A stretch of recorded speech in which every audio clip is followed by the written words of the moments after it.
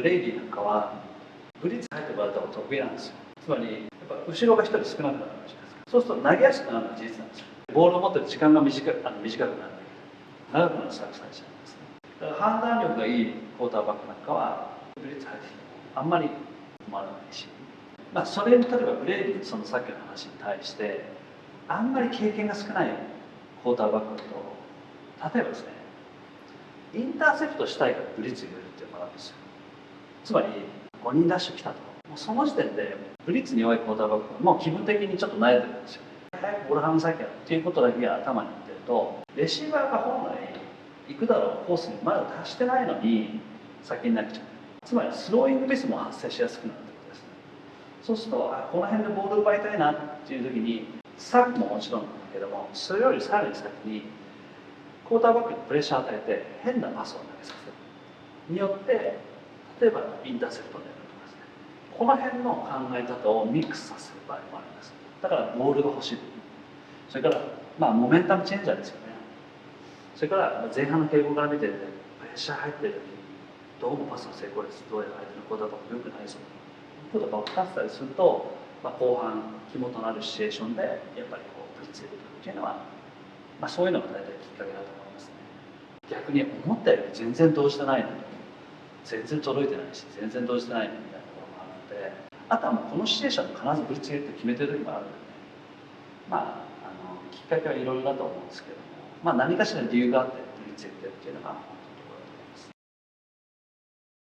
そうですね、もちろんブリッツ行くに見せかけていかないっていうのは当然あったりするんですけど、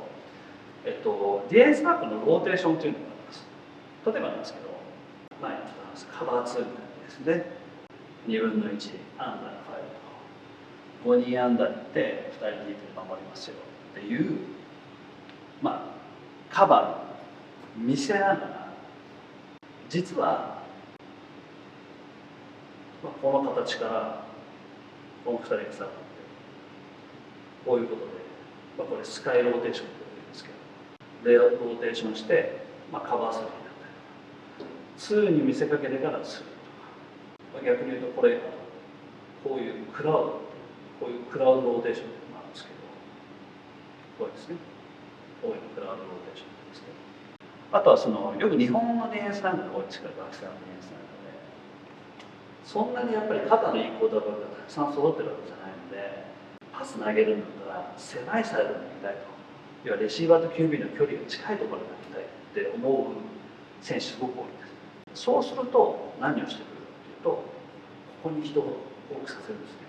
狭いサイドで、狭いサイドのパスを消すと勝手に相手は広いサイドにミスしてくれる。そもそもパスがうまくないからというところもあって、日本なんかでは狭いサイドの人をこういうローテーションなんですけど、ローテーションさせることが結構多々見かけます。そうですね、そうですね。